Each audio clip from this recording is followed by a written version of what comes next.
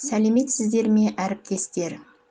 Бүгін мен сіздерге Қазақстан Республикасы Білім ғылым министрінің нөмірі 130-шы бұйрығына өзгерістер енгізген 472-ші бұйрығымен жасалған қысқа мерзімді жоспарға таныстырылым жасағым келіп тұр. Ең алдымен қысқа мерзімді жоспарды жасау кезінде сызбаға бөлім атауын жазамыз. Яғни, сіздерге мен қазір 6-шы сыныптың қазақ тіліне қысқа мерзімді жоспар жасау үлгісін көрсетемін.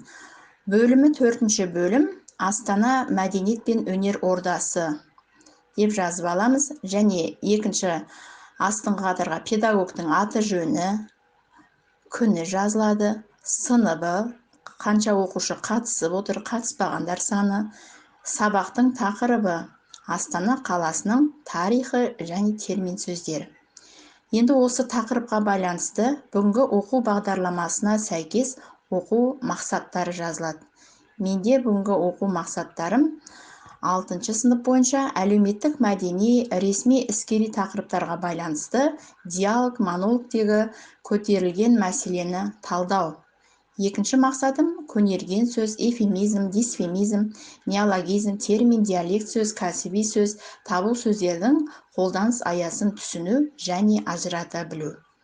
Ал осыдан шығатын сабақтың мақсаты көтерілген мәселені талдайды, көнерген сөз, эвфемизм, дисфемизм, неологизм, термин, диалект сөз, кәсіби сөз, табу сөздерінің қолдану аясын түсінеді және ажырата біледі деп сабақтың мақсатын қойып. Сабақтың барысына ары қарай тоқталайық. Сабақтың барысы сабақтың негізінде 3 кезеңнен тұратынын білеміз. Сабақтың басы, сабақтың ортасы және сабақтың соңы.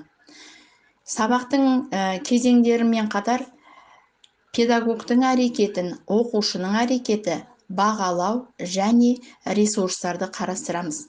Сабақтың басы ең бірінші қызығушылықты оятумен басталады. Яғни оқушыларды ұйымдастырамыз, психологиялық ахуал туғызамыз. Сабақтың екінші кезеңі сабақтың ортасы. Бұл жерде сабақтың ортасында мағынаны ашу кезеңі, яғни қандай тапсырмалар орындатамыз. Жазылым, айтылым тапсырмалары беріледі. Оқушының іс-әрекетінде оқушы қандай тапсырмалар орындайды, қандай тапсырманы жазады, қандай сұрақтарға жауап береді. Сол жұмыстар орындалады. Бағалауында қандай дескриптор қойылды балаларға, сол бойынша жұмыстар жүргізілеміз. Ресурстарына оқулық жұмыс дәптерлерін жалғастырып жазып қоямыз. Сабақтың екінші кезеңі сабақтың ортасы. Бұл жерде сабақтың ортасында мағынаны ашу кезеңі, яғни қандай тапсырмалар орындатамыз. Жазылым, айтылым тапсырмалары беріледі. Оқушының іс-әрекетінде оқушы қандай тапсырмалар орындайды, қандай тапсырманы жазады, қандай сұрақтарға жауап береді. Сол жұмыстар орындалады. Бағалауында қандай дескриптор қойылды балаларға, сол бойынша жұмыстар жүргізілеміз. Ресурстарына оқулық жұмыс дәптерлерін жалғастырып жазып қоямыз. Сабағымыздың соңғы кезеңі бұл ой толғаныс, яғни қандай сіз кері байланыс аласыз балалардан, сабақты қалай қорытындылағыңыз келеді, сол әдісті қолданамыз. Мысалы, мен мына жерде еркін микрофон әдісін алдым. Мұғалім сабақтың соңында қорытындылап, оқушылардың сабаққа деген көзқарасын, рефлексиясын тыңдайды.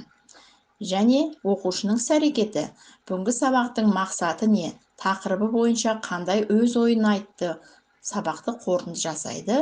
Және қалыптастырушы бағалауда қошеметтеу әдісі арқылы бағалап ресурстарымызды көрсетеміз.